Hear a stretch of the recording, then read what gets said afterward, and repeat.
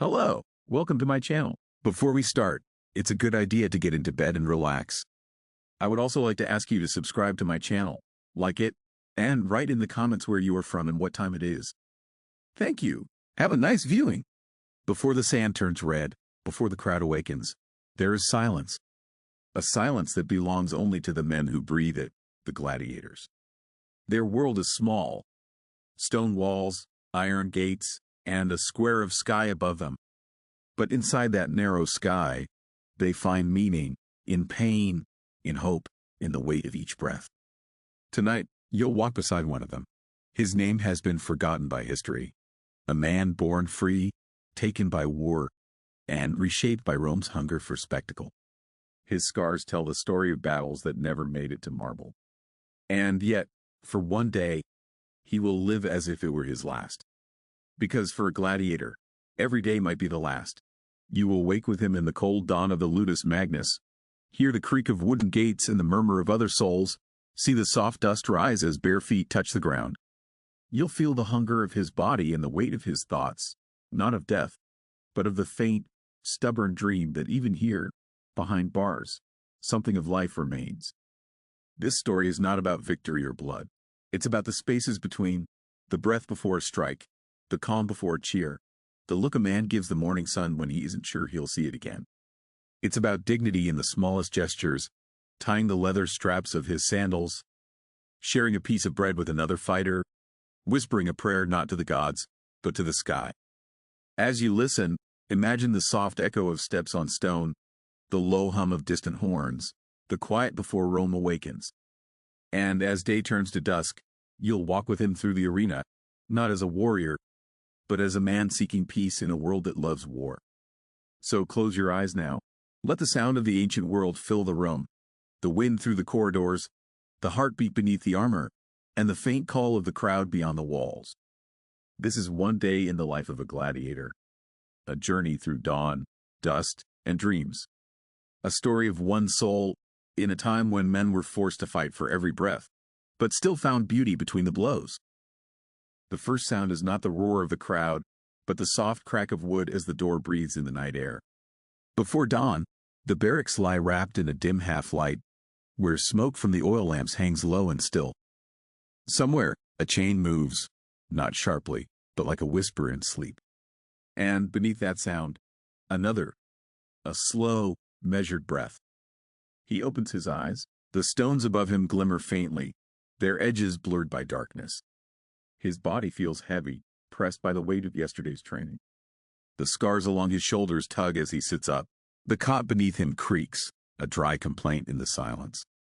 For a moment, he listens to the steady rhythm of men waking without words. Someone coughs in the far corner.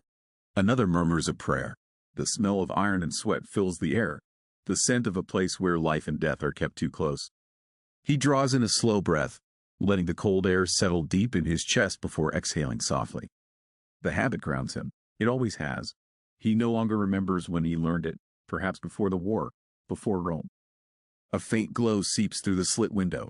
It is not yet sunlight, but the promise of it, a pale blue haze that turns the dust into silver. He stands, barefoot, feeling the chill of the floor through the thin layer of straw.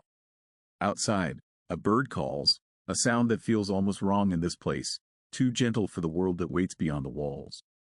Around him, the others begin to stir. There is the rustle of cloth, the click of bronze clasps, and the dull scrape of leather straps being tightened around wrists and calves. They speak little. Words are a luxury best saved for dreams.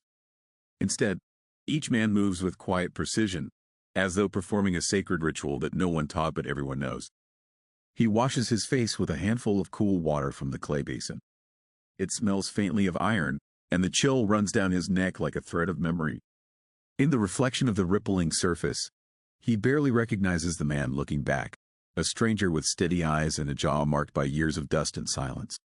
He studies the reflection for a heartbeat longer, then lets it vanish as the water settles. From outside, a bell rings, soft but clear.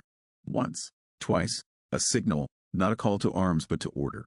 It is time to move. The men line up quietly by the door. The guard appears, yawning beneath his helmet, his torch spilling a thin line of amber light across the stone floor. He nods once and turns the key. The gate groans, the sound deep and weary. They walk out into the morning. The air tastes of dust and olive smoke. Somewhere beyond the training yard, the first light of dawn brushes the tops of the walls with gold. He squints at it, his eyes stinging slightly. For a moment, the world feels almost peaceful. Just light and air, without spectators, without blood. He stands still, letting the warmth touch his face. The sand of the yard is cold beneath his feet.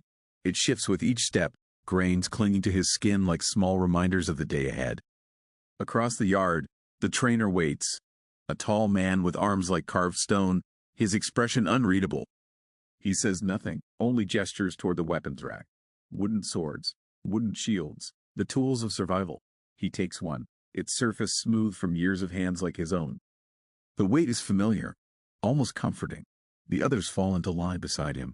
When the signal comes, they move together, a silent rhythm of bodies cutting through the still morning air. Each strike, each step, is a conversation between muscle and memory. Time dissolves in the motion. He loses count of the drills, his breath falling into the steady cadence of effort. The sun climbs higher, its warmth spilling across the yard like slow fire.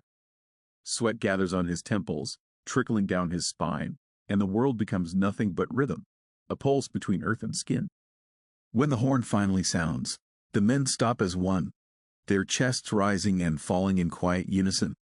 The trainer nods once. No praise, no rebuke, just acknowledgement. The men disperse, each heading to the troughs of water set along the wall. He kneels, scooping handfuls to his lips. It is warm now, dusty, but he drinks as though it were rain. Somewhere nearby, laughter ripples, brief, genuine, almost startling. Two younger fighters jest softly in their native tongue, words rolling like a forgotten melody. He listens, smiling faintly. For a moment, he remembers his own language, its vowels soft, its words filled with the taste of home. But the memory fades as quickly as it came. The sun stands fully now, and the sound of Rome awakens beyond the walls. The cries of vendors, the clatter of wheels, the hum of a city that hungers for spectacle. He closes his eyes for a breath. Soon the gates will open again. Soon the noise will return, the roar that makes a man feel both immortal and lost. But for now, there is only this quiet, the faint hum of flies in the heat, the gentle rhythm of breathing, and the slow awareness that life, even here, exists in small mercies. In sunlight on skin, in water on lips, in the brief stillness before the day unfolds. He looks once more to the sky, a narrow blue square above the high stone walls. And in that fragment of freedom, he finds enough to keep breathing. Enough to keep living through another day in the life of a gladiator. The morning settles slowly over the yard, warm and steady, like a blanket laid across weary shoulders. The men move toward the shaded corner where wooden bowls wait, filled with coarse bread, olives, and watered wine. It is not a feast, but after the drills, it feels almost holy, a moment when the world narrows to hunger and peace. He takes his bowl and sits alone by the wall. The sun paints faint lines across his arms, each scar catching the light like quiet rivers. He tears the bread slowly, chewing in silence as the sounds of the yard fade behind him. A soft breeze moves through the archway, carrying with it the smell of the city, baked stone, dust, and a hint of flowers from faraway gardens. Across the yard, two fighters argue over a piece of bread, their voices sharp, then fading into laughter. For a moment, he watches them, feeling the rare warmth of simple human sound. In this place, laughter is precious, a rebellion against fear, a spark that refuses to die. He smiles faintly, lowering his gaze back to the bowl, where crumbs float in a thin red film of wine. He remembers the mornings of another life, the soft creak of a wooden door, the sound of goats on a hillside, and the voice of his sister calling him to breakfast. It comes like a dream half remembered, so distant it almost hurts to touch. He blinks, and the vision fades, leaving only the rhythm of his breathing and the taste of olives on his tongue. A voice breaks through the quiet, the Lannister's assistant calling names. One by one, the men rise, setting aside their bowls. Some stretch their arms, others murmur prayers. When his name is spoken, he stands without hesitation. There is no fear now, only the slow acceptance that each hour brings him closer to the sand, and to whatever waits beneath the Roman sun. They gather beneath the colonnade. The trainer walks among them, his gaze sharp as the edge of a blade. He stops before the gladiator, studying the calm in his eyes. "Save your strength," he says quietly, then moves on without another word. The advice feels less like warning and more like a benediction. The hours stretch thin and heavy. The men sharpen blades, polish shields, and tend to the small rituals that give meaning to the waiting. He sits apart again, oiling the leather straps of his gauntlets, each motion deliberate, unhurried. Outside the walls, he can hear the city rising, footsteps, markets, shouts, life continuing as though nothing sacred or cruel will happen today. He wonders if anyone beyond these walls thinks of them, the men who bleed for entertainment. Do the merchants or mothers pause, even for a heartbeat, to imagine the faces beneath the helmets? Or do they cheer without thought, grateful only that the danger belongs to others? The question lingers, then dissolves, like breath on cold glass. When the midday horn sounds, the light floods the courtyard, white and unyielding. The heat presses against his skin, drawing sweat along the spine. The assistant returns, carrying scrolls, lists of names, pairings for the games ahead. The gladiator watches, his expression unchanged, but his pulse begins to whisper faster beneath his calm. The name comes last, his and another. He does not know the man he will face, only the sound of the name, harsh and unfamiliar. He nods once, a silent vow to meet whatever comes. There is no room for fear now, only focus, a stillness carved from years of surviving the impossible. He looks up to the sun, steady, as if asking for nothing more than one clear breath. The air grows still as the sun reaches its peak. Shadows vanish beneath the walls, and the light becomes a white flame burning across the yard. The men seek shade, their voices low and scattered, like the last notes of a song fading into heat. Some pray, some sharpen blades again, as though the sound itself could hold back fate. He sits beneath the archway, his back against the cool stone. A jug of water rests beside him, its surface trembling slightly in the air's warmth. He drinks slowly, letting each swallow move through him like a quiet wave. He does not think of battle yet, only of stillness, the fragile peace that lives between hours. From beyond the gate comes a sound, the deep rumble of footsteps, the metallic ring of armor striking armor. It is the sound of soldiers, but also of ceremony. A messenger appears, cloaked in red and dust. He hands the trainer a sealed scroll, then departs without a word, his sandals whispering against the sand. The trainer breaks the seal, eyes scanning the words slowly. A murmur runs through the fighters. Even without hearing the message, they understand. The games will begin sooner than expected. The day chosen, the crowd already gathering beyond the walls, the sound of Rome awakening for its favorite ritual. The trainer calls for silence. His voice, calm yet heavy, fills the yard like a tide. He reads the names, one by one, each syllable marking a thread of destiny. When the gladiator hears his own, he feels nothing at first. No fear, no surprise, just a faint tightening of his breath. Around him, men nod quietly, some crossing their chests, others whispering to unseen gods. He remains still, eyes on the dust rising from the ground. Somewhere in that dust, he imagines the faces of those who once stood here, the ones whose names were forgotten. Their echoes now part of the walls. The sound of the crowd begins as a whisper, so distant it could be the wind. Then it swells, a low hum, 1,000 voices merging into one. Even through stone, the pulse of the arena can be felt, deep and rhythmic, like a heartbeat calling the living to remember death. He rises slowly, dusting the sand from his hands. The world seems sharper now, each sound clear, each color alive. He feels the weight of his armor waiting nearby. Bronze, leather, and the scent of oil that clings like memory. He places a hand upon it, and the cool metal meets his skin with quiet promise. The trainer approaches, eyes steady, voice lowered to a near whisper. "Be ready," he says. "There is no shame in fear, only in forgetting who you are." The gladiator nods, a silent bow of respect. In this world, such words are a gift, rare, and meant to be carried into the fire. The gate to the corridor opens with a groan. Light spills across the sand like a wound. Beyond it waits the tunnel that leads to the arena, a place of noise, sun, and eyes that do not know the men they watch. He takes one last breath of cool air, tastes dust on his tongue, and steps forward as the call of Rome grows louder. The corridor stretches long and dim, its walls breathing cool air that smells of oil and dust. Torches flicker along the path, casting soft orange halos over rough stone. The sound of footsteps fills the silence, a rhythm of men walking toward what may be their end. No one speaks at first, words feel too fragile for the weight of this hour. They reach the waiting chamber, a hollow space beneath the arena. Here, shadows gather like old memories. Weapons rest along wooden racks.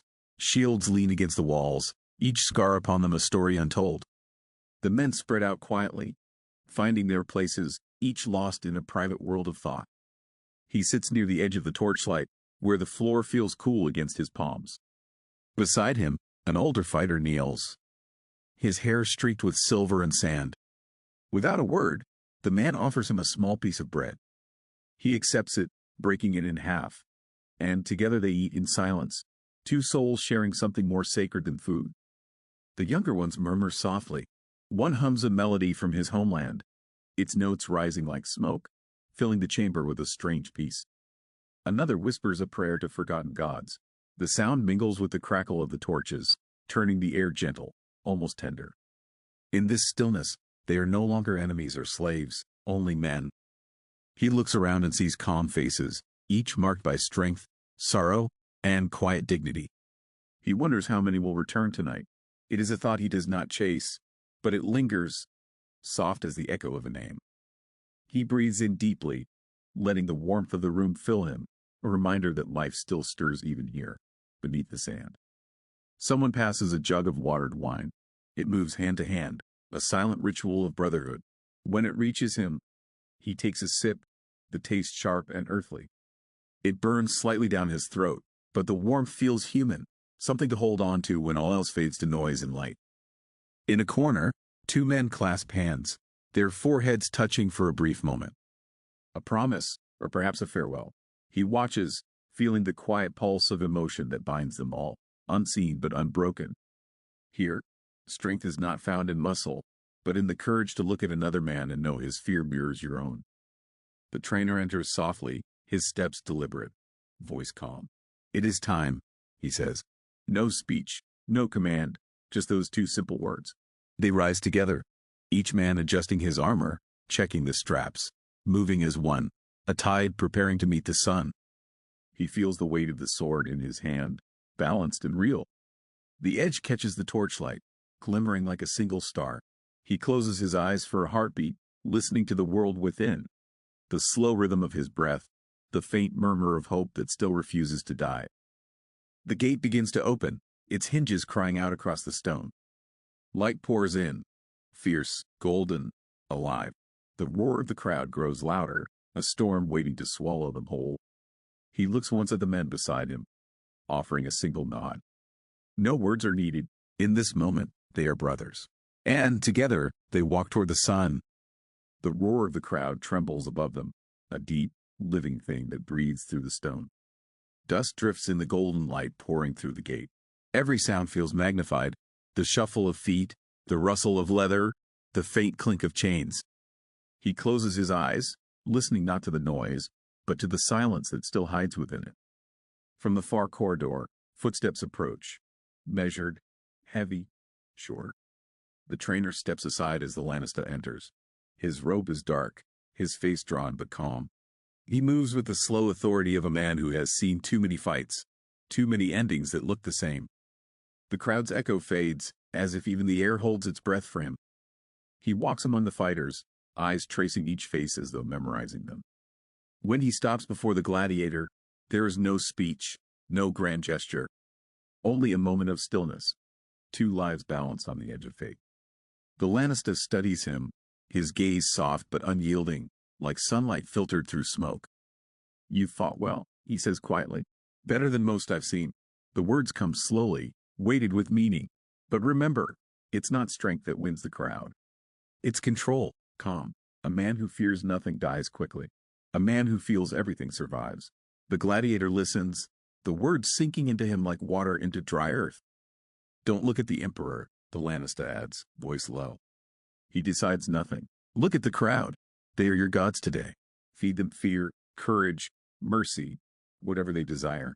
Then, when it's over, walk away as if you own the sand. He pauses, eyes distant. That's the only freedom left to us. The gladiator bows his head, not in obedience, but in understanding. He knows the truth of those words.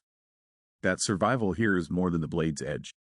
It is a dance between life and illusion, a performance written in blood and silence. He breathes deeply, letting the weight of that wisdom settle inside his chest. The Lannister places a hand on his shoulder, rough, firm, almost fatherly. Remember your breath, he murmurs. It's all that's truly yours. Then he steps back, his shadow stretching long across the sand. For a heartbeat, the world feels smaller, quieter, as if the walls themselves listen. The horn sounds once, long and hollow. The men line up, their armor glinting like pale fire. He moves to the front, his sword balanced at his side. The air grows warmer, heavier. He can hear the crowd now, not as a distant murmur, but as a wave breaking against stone. He glances once toward the Lannister, who stands still by the shadows.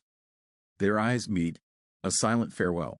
Then the gate begins to rise, light spilling across their faces. The sand of the arena glows white and endless. The sound of Rome surges forward, 1,000 voices calling his name, a storm from which there is no return. He takes one breath, slow, deep, steady. The world narrows to that single moment. The heartbeat, the sun, the sound of life waiting beyond the wall. He steps forward into brightness, the light wrapping him in gold and heat. Behind him, the gate closes, and the echo of the Lannister's words lingers in the air. Remember your breath. The light hits his eyes like a wave, warm and blinding. For a moment, he cannot see, only hear the crowd, 1,000 hearts pulsing together. Then shapes begin to form. The curve of the arena, the shimmer of heat above the sand, the blur of banners drifting like flames in the wind. The air smells of iron and dust. It clings to his tongue, heavy and dry. Each breath feels older than time itself. He takes a step forward. The sand shifts beneath his heel. Soft, uneven, whispering. This is sacred ground, the place where memory and blood mix, where silence has a voice. He looks up. The stands stretch like a mountain of faces, a living ocean of movement and noise. Yet within it all, he senses a rhythm, the rise and fall of sound, the heartbeat of the city watching. It feels both infinite and small, as if he is walking inside the chest of Rome itself. His opponent waits across the field. Tall, still, a figure half hidden by sunlight. Armor glints gold, helmet reflecting the sky. For a moment, they simply breathe in the same air, two souls suspended between life and its echo. No words, no hatred, only the quiet understanding of fate. He lowers his sword slightly, feeling its weight as an extension of his pulse. It hums softly in his grip, metal warm from the sun. He remembers the Lannister's voice. Remember your breath.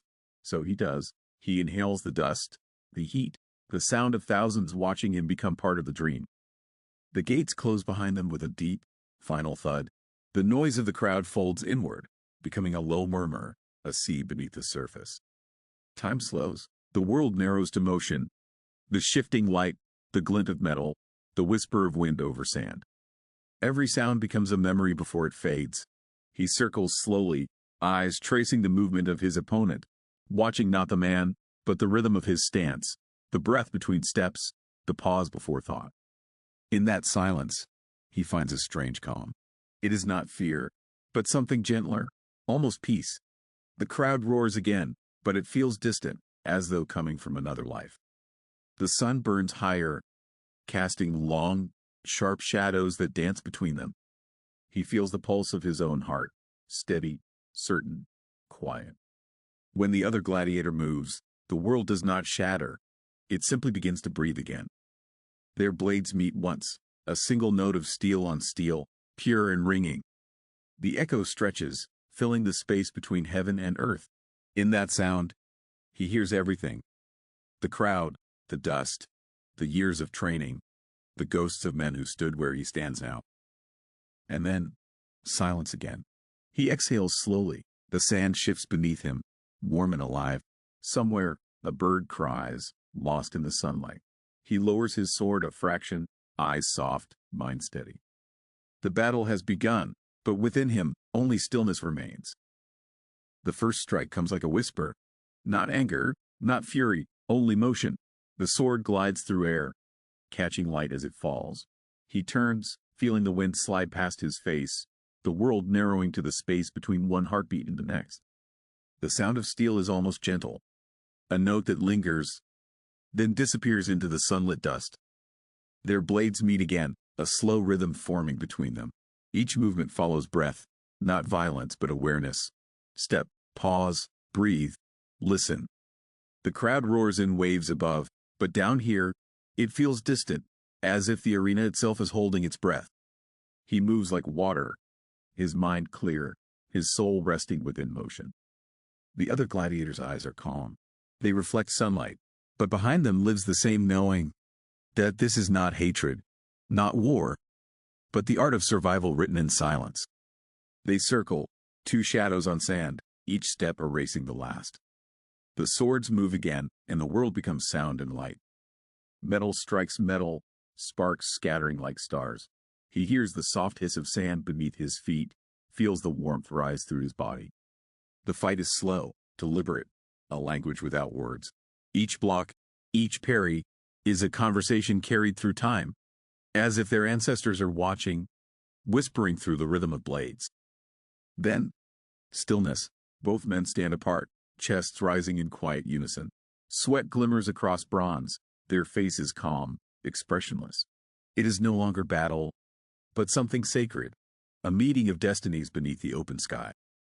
The silence grows heavy, filled with the heartbeat of Rome itself. He takes one step forward. The sun glints off his sword's edge, painting his arm in gold. The other lowers his shield, just slightly, enough for their eyes to meet again. There is no hatred there, only recognition, the kind born not of choice, but of shared fate, where two lives briefly touch in understanding. The next strike is slower, drawn out like a sigh. He feels it move through the air, through muscle, through memory.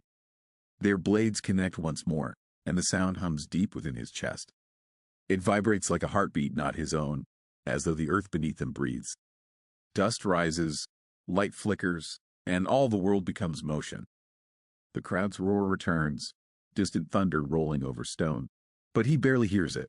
In his mind, there is only rhythm, a pattern of breath, a balance of weight and silence.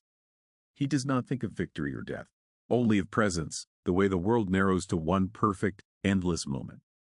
When their swords part again, both stand still, neither defeated, neither triumphant.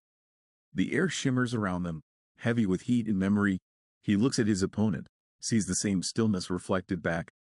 They are mirrors, two dreamers caught in the dance of steel. He exhales. The sound is soft, barely more than wind. The sun slips behind a passing cloud, casting a brief shadow over the arena. The light dims, the air cools. For a heartbeat, it feels like twilight, like peace, before the next echo begins. The clash of steel fades behind him, leaving only the soft hiss of sand shifting beneath tired feet. The arena glows gold, but the heat feels gentler now, as if the world itself exhales. He stands alone for a moment, letting his pulse slow, listening to the quiet that follows motion. The crowd's roar lingers at the edges of sound, but it no longer reaches him fully. It becomes a distant wave, its force softened by distance and reflection. He tastes the dust on his lips, warm and dry, and breathes in slowly, letting the rhythm of the day settle into him. His arms ache, shoulders tense, but there is no pain in it, only memory of effort, of movements made with precision, of choices that balance life on a blade's edge. He kneels briefly, fingers brushing the sand, feeling its warmth, its grain, each particle a reminder of the ground he still owns, though the world may claim his body later. Around him, other fighters begin to stir, faces smudged with sweat and blood. Some smile faintly, their eyes reflecting relief, exhaustion, and shared understanding. No words pass between them, for none are needed. The silence itself is a bond, a quiet acknowledgement of survival and fleeting peace. He leans against the edge of the arena, watching sunlight scatter across bronze and shadow. The next round, the next challenge, waits like a distant tide. Yet for now, there is only stillness, only the subtle rise and fall of his breath, the gentle heartbeat of the earth beneath him, and the rare, fleeting taste of freedom. Somewhere a bird calls, its voice delicate against the roar of stones. He closes his eyes briefly, letting the sound carry him beyond the walls. It is a moment stolen from time, a space to exist apart from expectation, apart from fear, where life is measured not in survival, but in simple awareness. He straightens slowly, fingers brushing sweat and sand from his armor. The weight is familiar, comforting in its constancy. He thinks of the Lannisters' words, softly echoing, "Remember your breath." And he does, letting each inhalation anchor him, each exhale release tension into the sun-warmed air.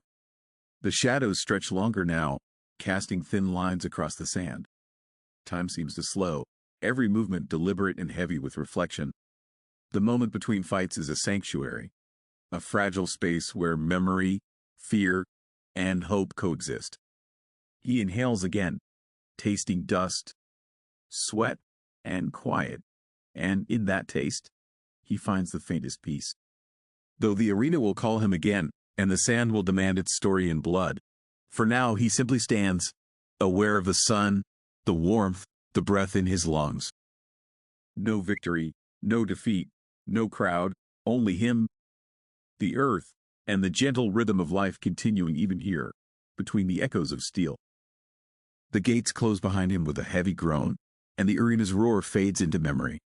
The barracks are cool, dark, and quiet.